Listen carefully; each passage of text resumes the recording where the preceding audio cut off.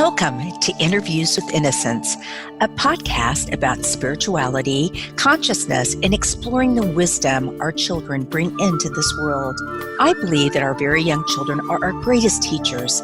After all, they're the masters of living in the present moment, bubbling in unconditional love, enjoying the messiness of life, and curious about the universe in all its dimensions. The pure essence that young children exhibit lives within all of us. My hope is that these interviews will help us discover, embrace, and connect with the sacred core of childhood that resides within each of our hearts. I am your host, Marla Hughes. Before we begin our episode today, I just wanted to let you know that tomorrow I am leaving again for Ethiopia. And I wanted to tell you a little bit about my nonprofit. I work with young mothers who are HIV positive, and we help them develop skills, and we microfinance them, and we help them to build sustainable businesses and to ensure that their children are going to school and are healthy, nutritionally sound. And it's just a wonderful program. We also have a little girl sponsorship program, and they are beginning. We started that program when they were 4 and 5 years old, and we have 6 going to university next year. And then I have my love project. I travel to a small village where a wonderful nonprofit, commonriver.org, built a school for the orphans in the community who do live in stable homes, however, not with their parents. And they also have programs for empowering women, and these are very, very poor people, but so happy and so inspiring. And I just wanted to share that with you. I'll be doing some interviews there about indigenous cultures and some of their healing practices, and just excited about that. So something you can look forward to. Here we go. I am so excited to have Ellen Whealton on the show today. Ellen and I met at the IANS conference, the International Association for Near-Death Experiences, and she was there selling her amazing aromatherapy oils, and we just hit it off. And I heard her story, and I knew that she just had to come under the program because she has such beautiful information to share. Ellen is a board-certified music therapist and an energy healer in San Diego, California. She has a master's in transpersonal counseling with an emphasis in music therapy from Naropa University in Boulder. She's trained in the Bonny Method of Guided imagery and music, Holotropic Breathwork, Reiki, and Aroma-Release. She is also an instructor for online courses and represents CEUs for music therapists and counseling psychologists around the globe. Ellen's approach stems from a life-changing head injury and subsequent near-death experience. This spiritual event gave Ellen firsthand knowledge of the immense web of love and support that is available to us at all times. Over the past 14 years, she's developed an approach that combines transpersonal counseling, music therapy techniques, meditation, crystal singing bowls, journeying through essential oils, guided imagery, and tuition.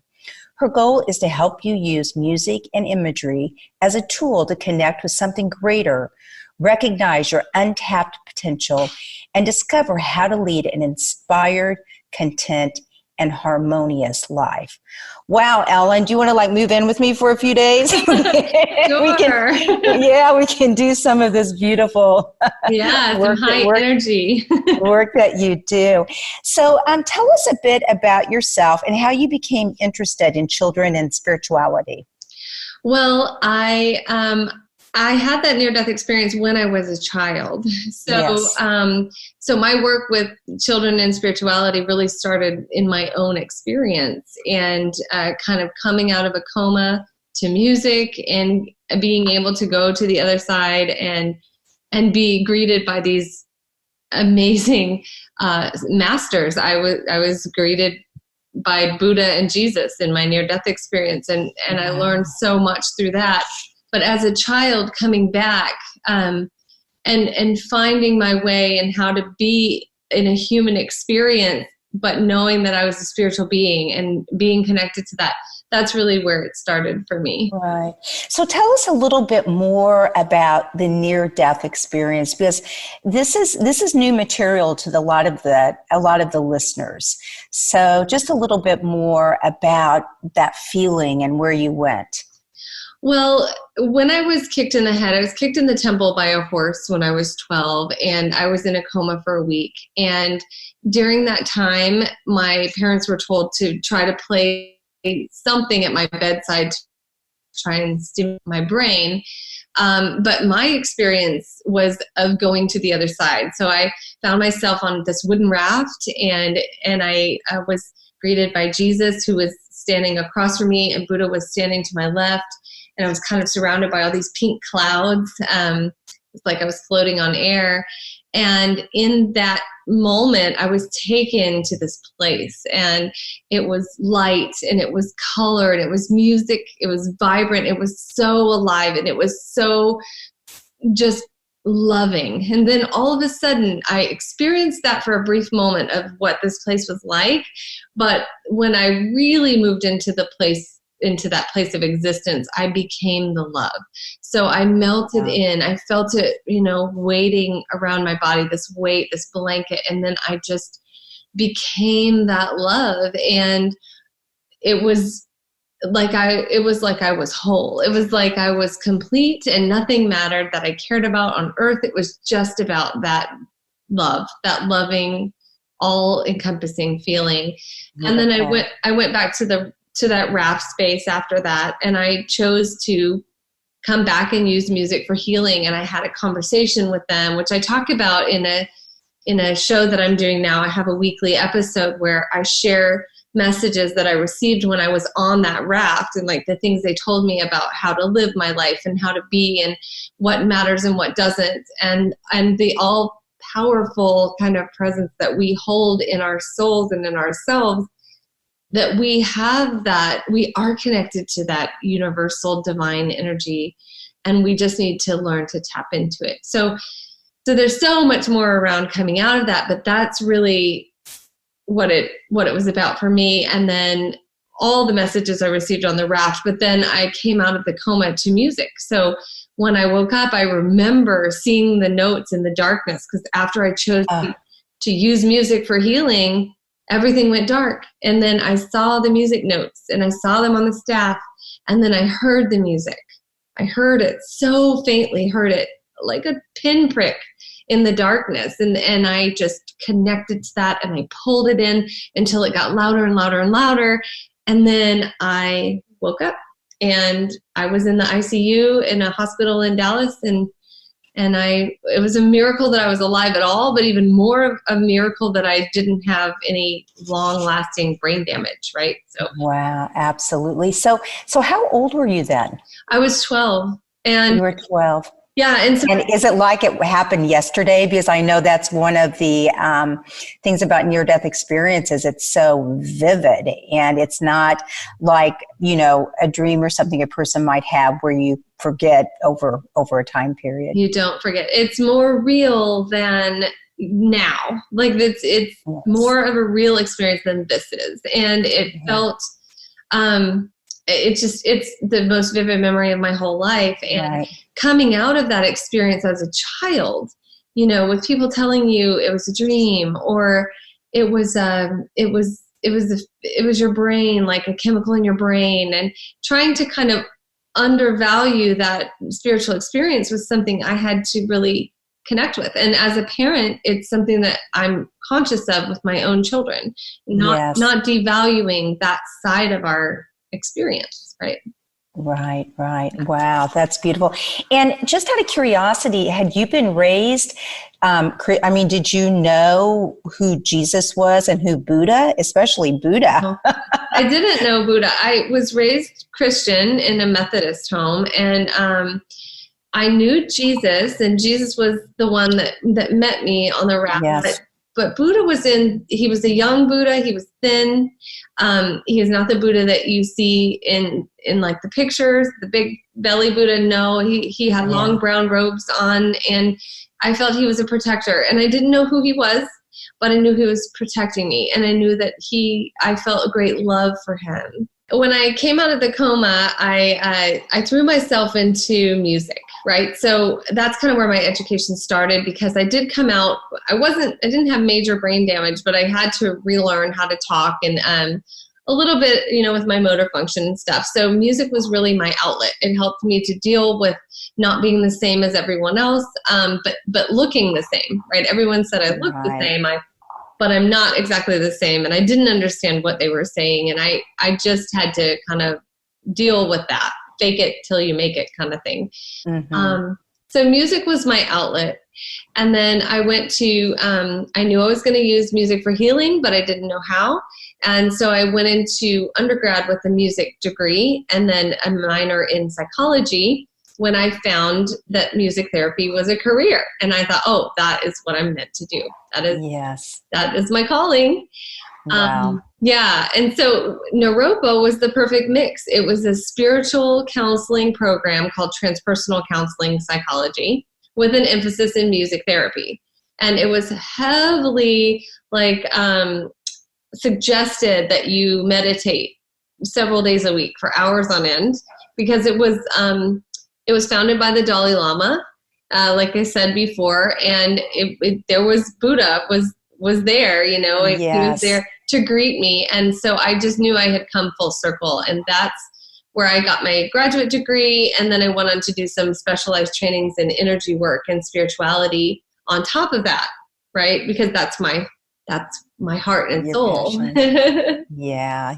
Wow, that is beautiful. So you mentioned earlier that how you work that into what you learned from your near-death experience with not only the very young, but with your own children. Can you tell us a little bit about that?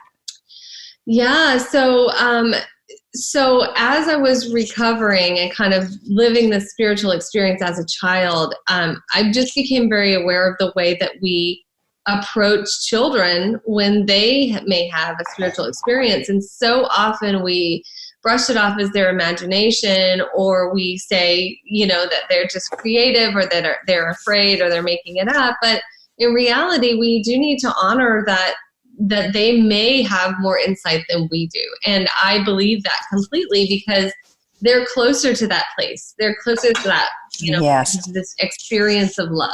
They came from that. So I think that they're here to teach us. And that has been a big part of what I've tried to instill in my parenting style with my children, is to not discount that. And it's hard because, my husband, who's my soon-to-be ex, is more of a science-based kind of person and doesn't really believe in that stuff. So that has been something that has been completely unique to me in my parenting style with them. And I hope that I can bring that out even more now that they're getting older and becoming teenagers. Right. So how does that manifest, that you say that you you listen to them, you validate them, but can you tell us a story too of an example of that? Yeah, I was talking to my daughter when she was 2, my youngest, and she said, "Mommy, remember when I died in the South Desert, or the North Desert?" And I said, "No, tell me more about that." And she said, "Well, the snake bit me in the stomach and I died in the North Desert." And I was like, wow, okay. And she just said it very matter-of-factly, like, this is what happened to me. And I remember looking up the North Desert, trying to find out what that was, and not really finding it, but not needing to, because it was real, and it was real to her. And I believe that. And my son has always been intuitive. And I told you the story of how he was taking a bath one day, and he was about 2 or 3, and he said, "Mommy, do you remember when I was your dad and I took care of you?" And I was like, "No, tell me more. Tell me more." Yes. But that was it. It was, and he's always been connected in that way. He's always known things before they happen, and he had a lot of sleep issues. So we had to find natural solutions to help him sleep and really kind of deal with the fear, because, it was scary for him as a as a 6, 7, 8-year-old, especially.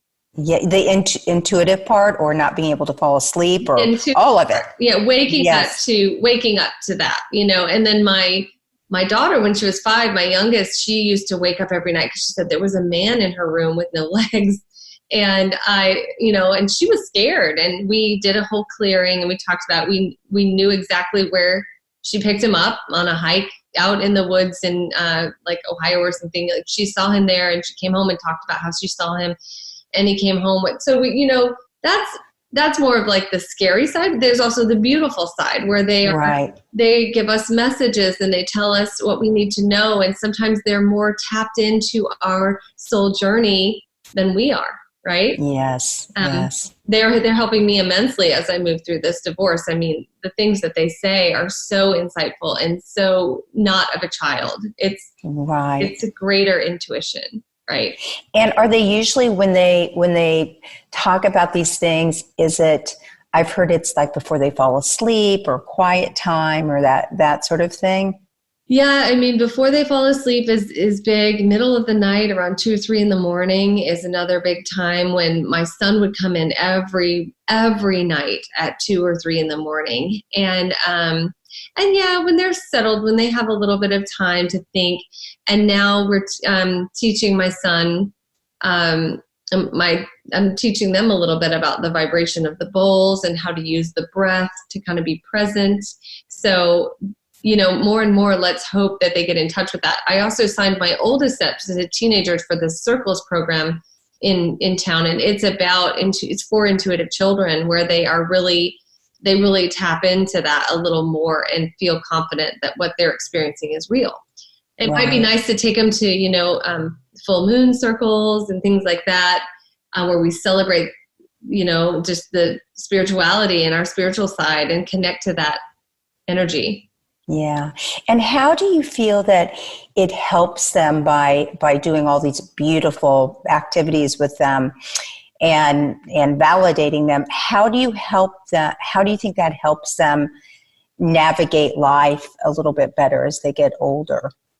Well, I think when I was there in that place, I realized that there is something greater, and we all have purpose, right? And if nothing else, I want my children to know that they're here for a reason, and they have a great purpose on this planet, and they are here to help others, and their mere existence will bring something for other people. I want them to be empowered by that, but I also want them to feel like they're a part and know that they're a part of something greater, something that we all have access to that can help them through the hard times, and they don't have to maybe suffer or feel alone or feel isolated, because they're never alone. We're always surrounded by that light, always surrounded. And as we age and we get into life and the things that happen day to day, we forget that. We as adults forget that. We need our moment to tap in and connect with vibration. That's why I use the oils.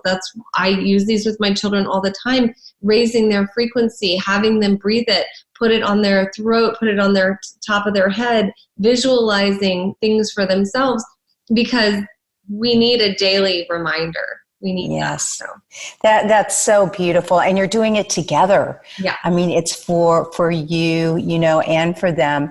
So you talk about oils, and I definitely want to talk about aromatherapy a bit more. But what about what do you suggest for quiet time for yourself and for your children?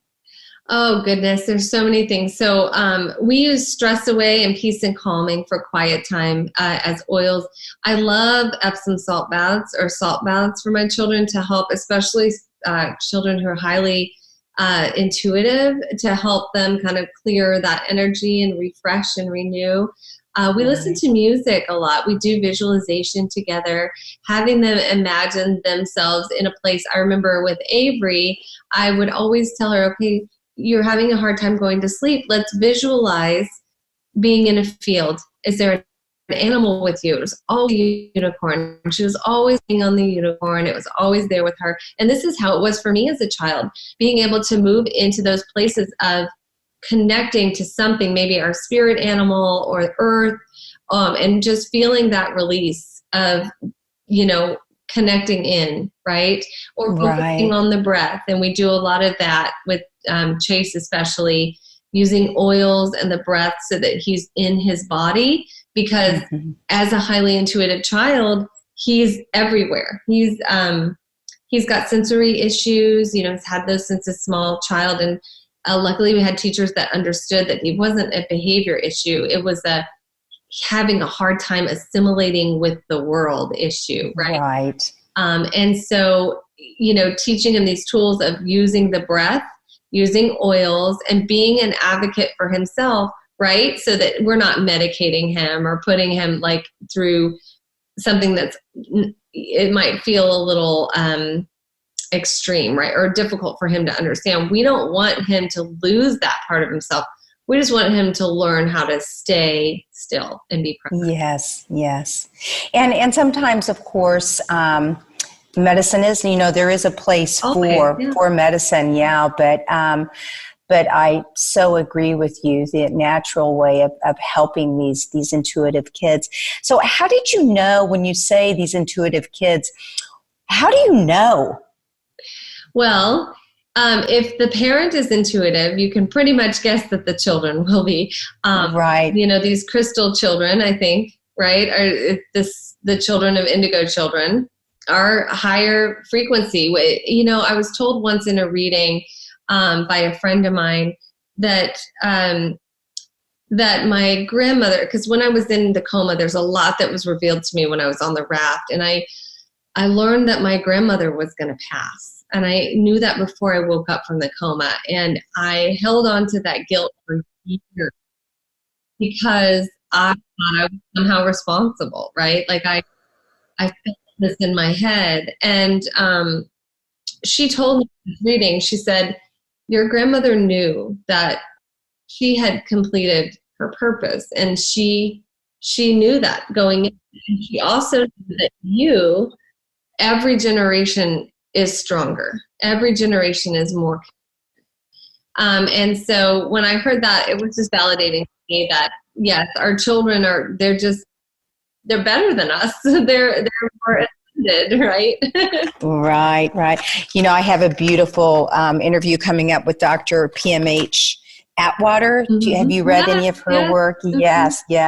And she talks about children of the fifth dimension and a lot of what you're talking about right now, how these children are coming in, and they're different. They're the new kids. They are. And it has been a premonition for a long, long time that they'd be coming in to really, start this transformation that we're all experiencing. So, can you tell us a little bit about using your music therapy and your crystal bowls?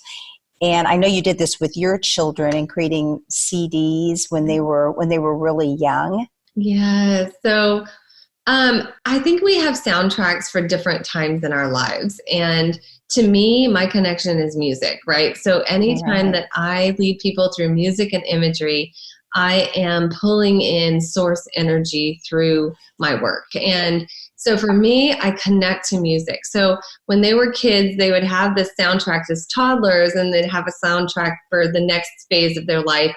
And I would try to make CDs so that they would remember that, like little snapshots of their musical lives as they grew up, like the "We're Going to the Zoo" song when they were little, to the like, "Are we human or are we dancers?" like when they were 6 or 8, right? And so I think it's just kind of a cool thing that I like to do for my kids, and it connects them maybe to a little bit of cellular memory, even if they can't remember that time. Yeah.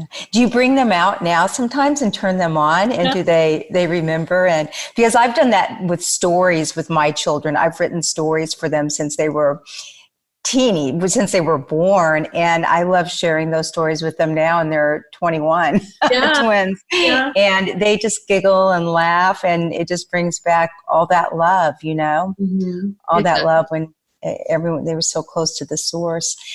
So I know your children have been your greatest teachers, and so what have they taught you? They have taught me to remember, because the further I get away from my own near-death experience, I don't forget it because I remember it so vividly, but the messages sometimes get lost in the day-to-day. So my children are constant reminders that there is that divine energy always available to us, and that we can always connect to the light and the love by simply just checking in. And they remind me with what they say. They remind me in how they act. And they remind me sometimes in just their presence and being there, right? Their energy that they hold. So for me, I know we all see that and we've all experienced that. But for me, especially now in my life, remembering that releasing the control, right? That's another big piece of it, is releasing control. We're not in control. We are guided by something greater, and so are they. So as a parent, sometimes it's hard to release the control and trust that, they are on a path too. We're more guides for them, right? We're their guides. So. Yes, it's, someone once said they're not a piece of clay for us to sculpt, but they're their own unique individual to, have their own learning and their own life. Of course, they must be guided a bit in terms of yes. Yes, of course. And I know that you are, you've had some struggles over the years, and you mentioned that you're going through, this tough time in your life right now. And can you tell me just in your daily life what you do for yourself by remembering and what we just talked about to help you, get through the tough times? Yeah, of course.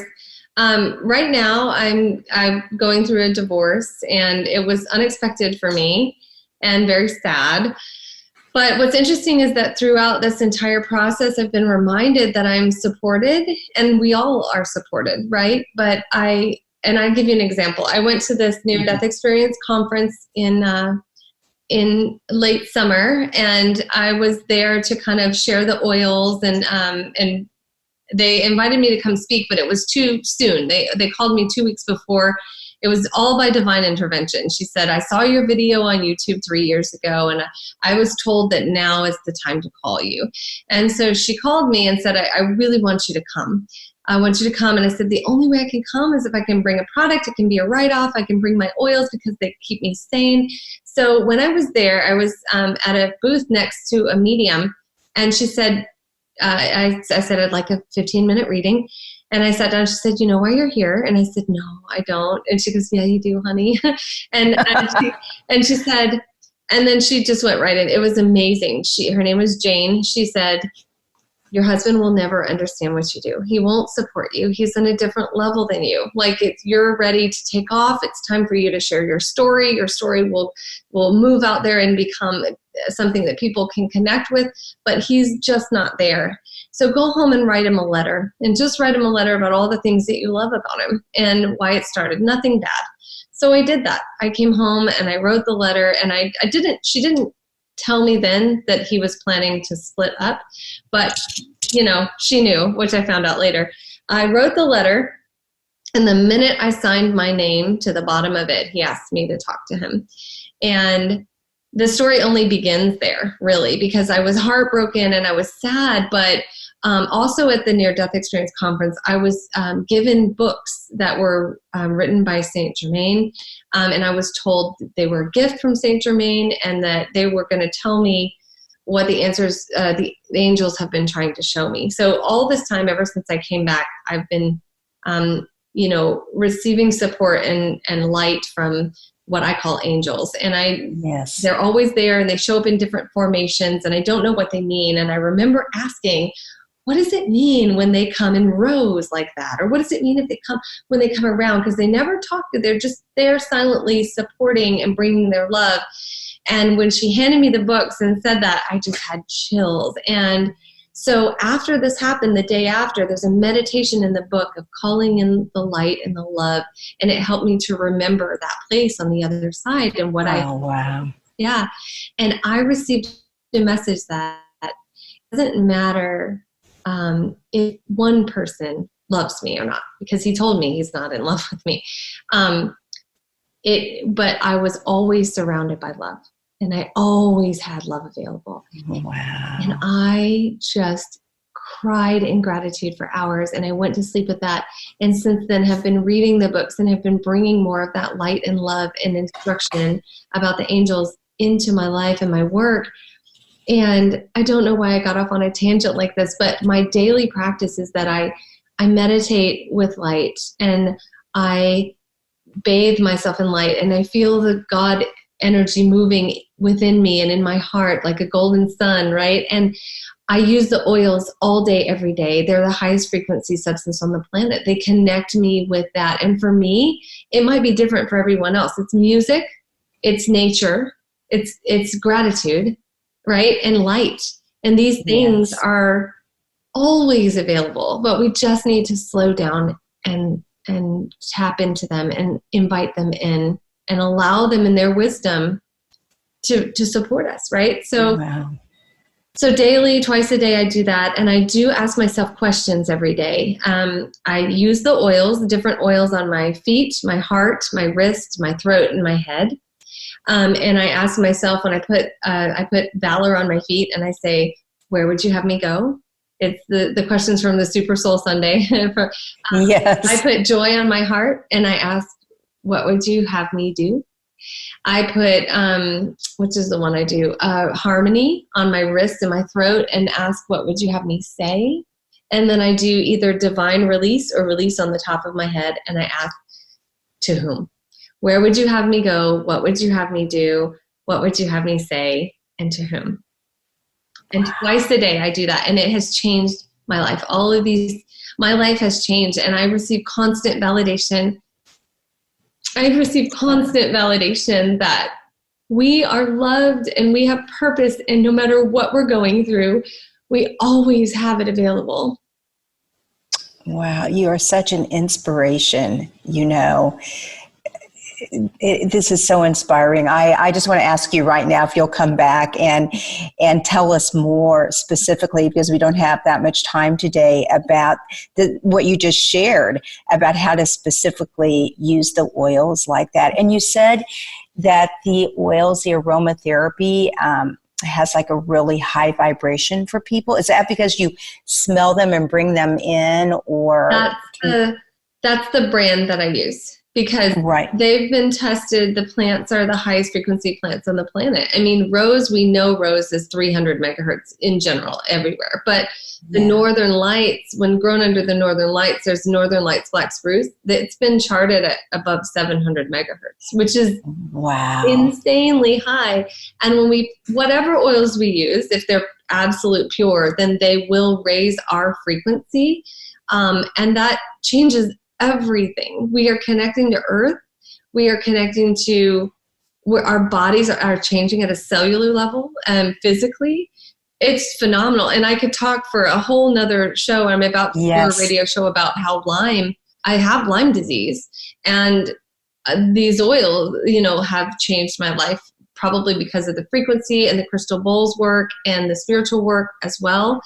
But collaboratively, it's frequency, it's vibration, it's sound, Right. Wow, that's so beautiful. And do you think you'd be where you are today with all of this if it wasn't for your near-death experience? No, my life started that moment. I don't even remember anything before that. I lost all my memories from before the accident. I mean, I no birthdays, no first day of school, nothing. I don't have any of it. That was the beginning of my life, and everything, and I'm going to cry, but everything in my life that I do, whether it be work or parenting, I try to take it back to that. And it has to connect to that place. The oils, they only work because they connect me back to that. Music, back to that. Everything I do, my work, every single thing has to connect to that. Wow. Yeah. Well, all I can say is how blessed your children and everyone you touch in your life, how blessed they are, how blessed I am to have met you, because you are an inspiration and you're doing just incredible things. So Thank you so much. One quick question. Saint Germain, can you tell us a little bit about that saint? Because I'm learning about the different saints and archangels and all of those sorts of things. What's interesting is that I didn't know anything about Saint Germain when I received the books. They were gifted to me. When I showed up at the conference, I received the message that I was a student, but I thought that meant I was a student of the conference. And so I just I'm like, everybody who came by the booth, I just listened, and I was a student. I received the message. And then when I got the books, I told the person who gave them to me, who's phenomenal, she's amazing. I said, I received the message, I'm a student. And she said, that message usually comes after you receive the books. So we know that this is validation that you are a student now and are learning. And so Saint Germain, I believe, was the teacher of Jesus and Buddha as well. And so there's a tie between Jesus and Buddha. And I did not know that either. I didn't either. And there's a lot I'm still learning. I received a symbol in a meditation just before the near-death experience conference. And I still don't know what it means, but I'm told that I will be taught that at some point. And there's a whole angel alphabet. Who knew? So I'm a student, You're a student. Yeah. Beautiful. And when you get these messages, do they come to you when you're meditating, or you're just downloaded at certain times? When? So they come at random times. I mean, it could be when I'm out to coffee with someone. It could be, I received a message from them last week to check in on this widower that I know, and to check in on him through yesterday. And then I found out that yesterday was the anniversary of his wife's passing. So, but most of the time they come through music. That's really my main connection, and through the bowls when I'm in that space or when I'm meditating. But I remain open, and sometimes they come through messages in my children, right? So beautiful. You just have to be open to it. Open, yes. Slow down, be open, be more present. Well, thank you so much, and I will look forward to having you back on the show. And if people want to learn more about you, how can they find you? Well, I have a website. It's wellnessmusictherapy.com. And I actually run a group for practitioners and healers. It's called Music Therapy and Essential Oils on Facebook. And that's teaching us how to use the frequency of oils and music to help other people. And that's for anyone. You just have to, when you ask to be a part of that group, you just have to tell me where you heard about me. So I'm just not accepting everyone. And my email address, do you want that? Sure. It's Ellen at wellnessmusictherapy.com. So great. And that website is wellnessmusictherapy.com or the Facebook page? So the website is wellnessmusictherapy.com. The Facebook page is Music Therapy and Essential Oils. That's that one. That's for healers, right? Yes. And I also have a weekly show on the Awake TV network, and that every Thursday at 10 a.m. to 10:30. Perfect. Great. And this will all be in the show notes for the listeners who'd like to contact Ellen. And I should have asked you before, but I'm going to ask you on the air. In the show notes, can I include that peppermint foot scrub that I got a recipe for today in my email?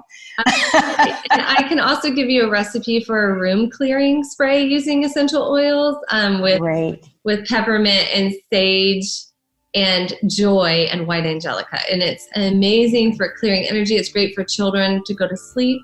So I'll include that as well. Beautiful. Okay, well, thank you so much, Ellen. Really appreciate. Thank you. Okay, you have a great day. You too. Thank you so much for listening in today. If you want to learn more about the show, you can find us at interviewswithinnocence.com and on Facebook or Instagram at Interviews with Innocence. Please write me a message. Tell me what you liked and let me know what else you would like to hear. I would love to hear from you. And if you liked what you heard, please leave us an iTunes rating and review. It helps other listeners find the show. Thank you.